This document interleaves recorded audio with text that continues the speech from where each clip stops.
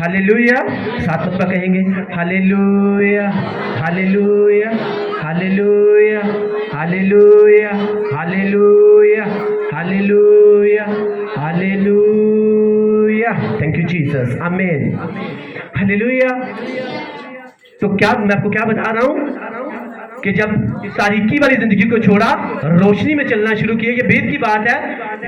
अपनी गंदी जिंदगी को छोड़ा, गुनाहों से तौबा की, उसे अपना निजात धंधा खुदावंद कबूल किया, खुदावंद के साथ जब चलना शुरू किया, तो नए अहदनामे में जब आप अपने गुनाहों को छोड़ते हैं, तारीकी वाली जिंदगी को छोड़कर जब आप रोशनी में चलना शुरू करते हैं, उसी के ऊपर भरोसा रखते हैं, उसी के ऊपर तवक्कल रखते हैं, तो जिस फैक्ट्री में,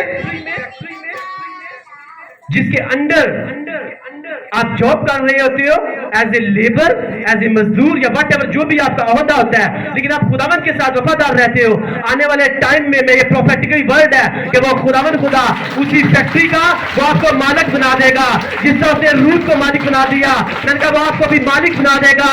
आमीन।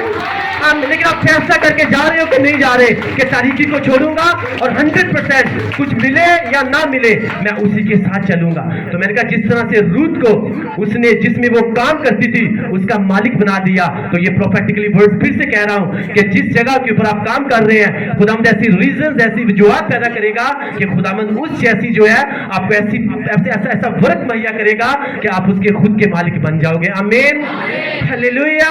लेकिन इसके लिए आपको मेहनत करनी है, खुदावंद के साथ चलना है। रूथ ने पीछे मुड़कर नहीं देखा, उसने एक फैसला लिया। उर्फा ने ये फैसला क्यों नहीं लिया? रूथ में और उर्फा में एक भेद पाया जाता है।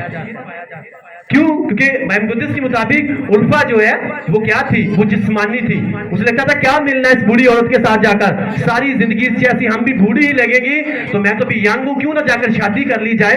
और बाइबल मुकद्दस साथी जब आप डीपली पढ़ते स्टडी करते हो तो जो उर्फा थी उसने किन के साथ जाकर शादी की, किन लोगों में जाकर शादी की? जो जाति जूलियत था ना, वो उसी की नस्ल में था। किसकी नस्ल में से था? वो उर्फा की नस्ल में से था। लेकिन उसके अगेंस्ट आप रूथ को देखते हो तो रूथ ने फैसला किया था कि तारीकी को छोड़ूंगी, यहाँ पे कुछ भी नहीं है, रोशनी में चलना शुरू करूंगी, कुछ मिले या ना मिले वही मेरा यहोवा पिता है। हालेलुया। उसने फैसला किया।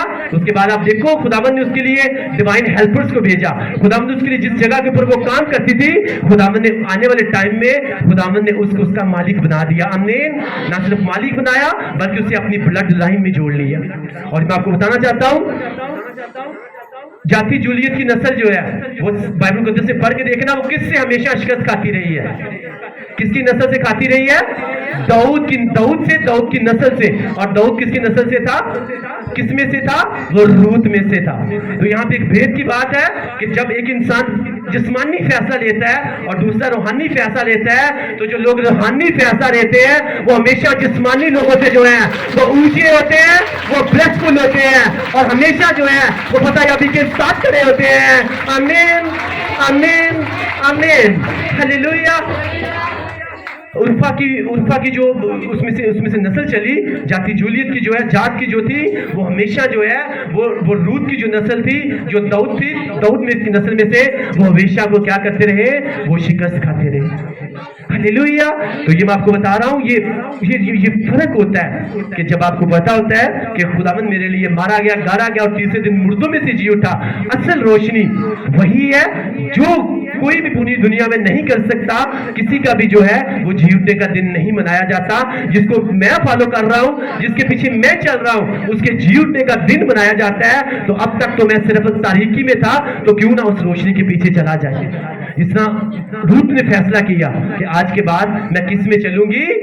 रोशनी में चलूंगी। रोशनी क्या थी उस टाइम? यहोवा पिता। और नए अहदनामा में उसका नाम क्या है? यीशु मसीह नासरी। हालेलुया।